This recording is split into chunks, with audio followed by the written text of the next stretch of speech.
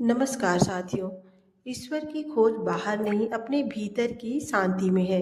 आज के इस अंक में हम भक्ति के उस मार्ग पर चलेंगे जहाँ शब्द कम और भाव ज़्यादा होते हैं। चलिए कुछ पल के लिए दुनिया के शोर को पीछे छोड़ते हैं और लीन हो जाते हैं परमात्मा की पावन भक्ति में। हृदय में विश्वास और हाथों में सेवा, यही तो सच्ची भक्ति है।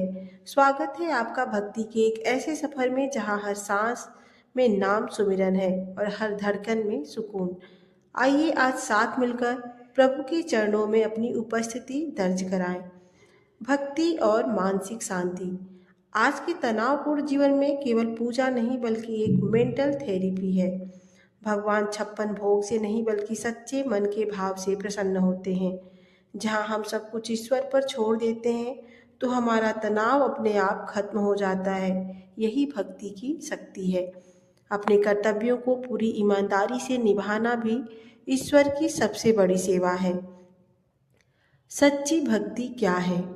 क्या आपको लगता है कि सिर्फ हाथ जोड़कर आंखें बंद कर लेना भक्ति है, या घंटों लाइन में लगकर दर्शन करना ही भक्ति है? कोई व्यक्ति किसी भूखे को खाना दे रहा हो या शांत मन से मुस्कुरा रहा हो, असल में भक्ति मांगने का नाम नहीं, देने का नाम है।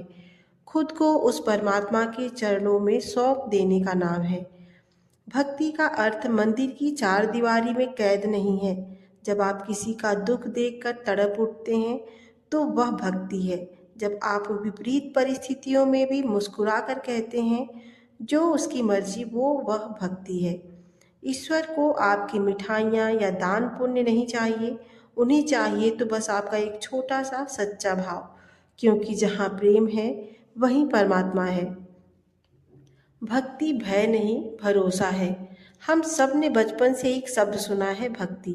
किसी के लिए यह सुबह शाम आरती करना है तो किसी के लिए उपवास रखना।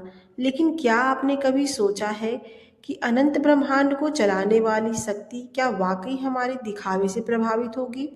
असल में भक्ति कोई क्रिया नहीं है, भक्ति एक अवस्था है। यह वह डोर है जो एक बूंद को समुंदर से जोड़ देती है। आज की भागदौड़ भरी जिंदगी में हम हर चीज पर नियंत्रण चाहते हैं। यही हमारे तनाव का कारण है। भक्ति हमें सिखाती है समर्पण। इसका मतलब हाथ पर हाथ धरकर बैठना नहीं है, बल्कि अपना सर्वश्रेष्ठ प्रयास करना और परिणाम को उस ईश्वर पर छोड़ देना है। जब आप यह समझ लेते हैं कि मैं अकेला नहीं हूँ, कोई है जो मेरा हाथ थामे है, तो वहीं से आपके जीवन में चमत्कार शुरू होते हैं। इतिहास गवाह है, भक्ति ने हमेशा तर्क को पीछे छोड़ दिया है।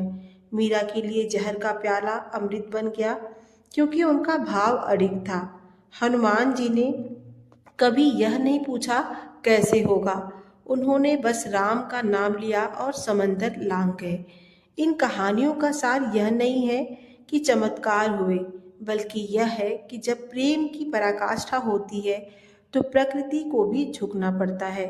भक्ति ज्ञान की कमी नहीं, बल्कि प्रेम की अधिकता है। 2026 की इस डिजिटल दुनिया में भक्ति कैसे करें? बहुत सरल है, अपनी ड्यूटी को पूरी ईमानदारी से निभाना ही भक्ति है। किसी डूबते हुए को सहारा देना भक्ति है, और दिन के 24 घंटों में से सिर्फ 5 मिनट उस परम चेतना को धन्यवाद कहना भी भक्ति है।